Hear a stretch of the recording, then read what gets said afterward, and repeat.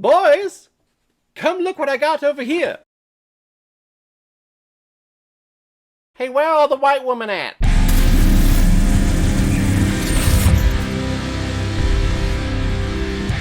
He rode a blazing saddle, he wore a shining star. Released in 1974 and is directed by one of the best comedic directors of all time, Mel Brooks, who has also directed such classic comedies like Young Frankenstein, Robin Hood Men in Tights, Silent Movie, History of the World Part 1, and Spaceballs. And this movie is starring Cleavon Little, Gene Wilder, Slim Pickens, Alex Karras, Mel Brooks, Harvey Korman, and the fantastic Madeline Kahn. And the reason why we're talking about Blazing Saddles today is because it was a PayPal recommendation from one of my subscribers, a longtime subscriber on this channel and contributor, James Filbry. Thank you very, very much for recommending this movie. It's been a while since I've watched this classic, and every time I watch it, I'm just reminded of how fan-frickin-tastic it is, and how a film like this, there's no way that a movie like this could be made today. With how PC everything is, even just looking at the advertisement for this movie, it would have gotten canceled like right away. But back in 1974, I guess people didn't care about being politically correct with anything. They just want a good laugh and wanted to see people make fun of other people. That's the American way, and we're sticking to it. In the American frontier in the 1800s, a railroad is being constructed, but must go through the town of Rock Ridge. But the citizens of Rock Ridge are not going to be leaving anytime soon, so the evil Hedley Lamar, who is assistant to the governor, devises a scheme to get all of the inhabitants of Rock Ridge out of the town without violence being done. And his plan is to appoint a black sheriff named Bart. And when Bart comes to town, it is one long uphill climb to win over the approval of the citizens of Rock Ridge. Rock Ridge, splendid, splendid. First off, this movie just brings back great memories. I've watched this so many times. As a kid, I loved Mel Brooks growing up, but I still love Mel Brooks now. How that man is still alive, I believe he just turned 96 years old, that is astounding to me. Because men usually don't live to be in their 90s, and for this man to almost be 100 is fantastic. And you know what? I believe the trick is that he's a comedian. He's directed so many funny films, it's all the laughter. It's all of the joy that he's given us over the years that gives him power to keep on frickin' living. And of course, this movie is just one big parody on every single Western picture, spaghetti Western, whatever, that have been released over the last several decades before the 1970s. And it also brings diversity and racism and prejudice to the forefront in a comedic way. And that is one of the best ways to learn about a really tough subject, is to kind of present it, not necessarily like to make fun of it, but really to present it in a field or in a medium where all of us watching it have approval and are allowed to laugh. That's what this movie is. When you go into this movie, you have the approval from the director, and really just by you hitting play, you have the approval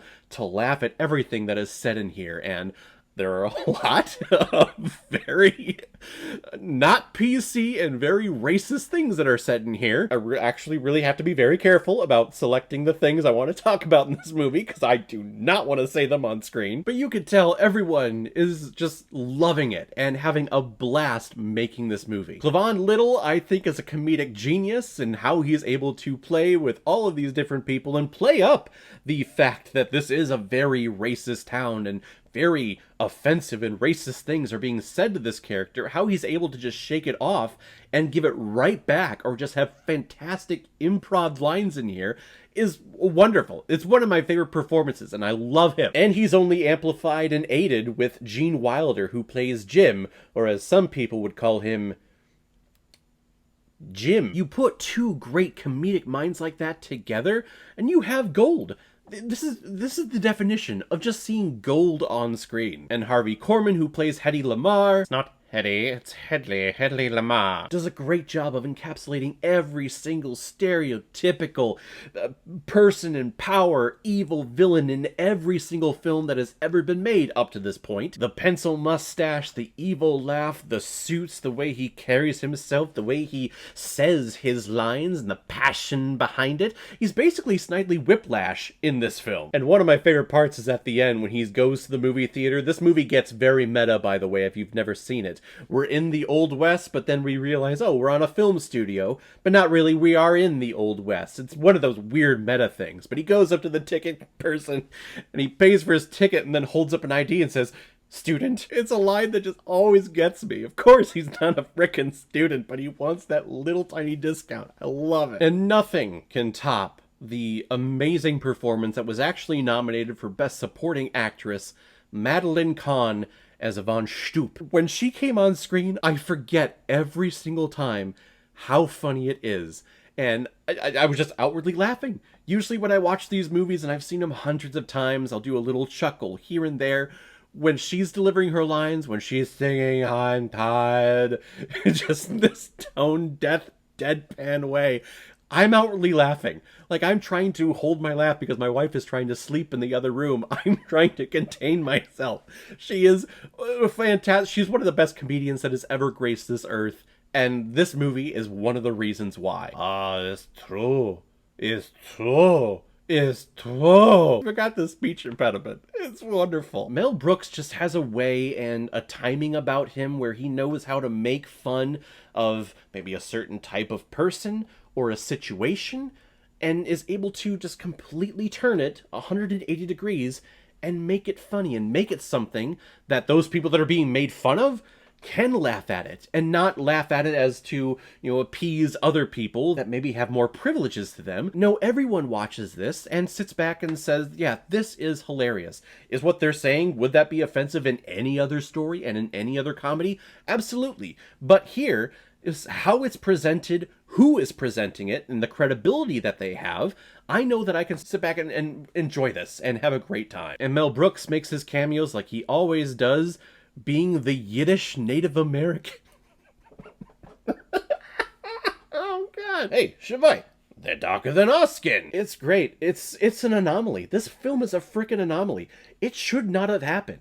This movie made by anyone else would have been listed as incredibly offensive and never would have been greenlit. But again, the credibility of who Mel Brooks is and all of the cast members that they have, the studio's like, yeah, let's have some fun. Let's have some fun talking about what would be not politically correct and offensive things. Sadly, though, it also paved the way to allow people like Trump to become president, because you watch that governor scene in the beginning and you just have to realize, like, oh yeah, we actually had that running this country for 4 years.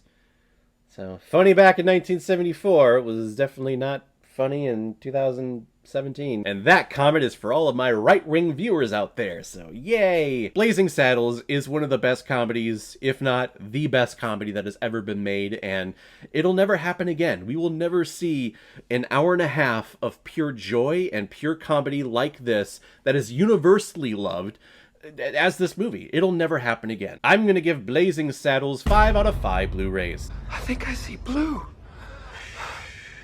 He looks glorious. So guys, have you seen Blazing Saddles? What did you think about it? Or if you've never seen it before and you stumbled across it because of this video, then comment below, let me know what you thought about it. And as always, if you like what you see here, if you like my take on movies, then hit the subscribe button and make sure you hit that bell. See you on the next time I release next movie review. So guys, I will see you next time on the channel, but in the meantime, be well, be good to each other, and go watch a movie. Take care, guys.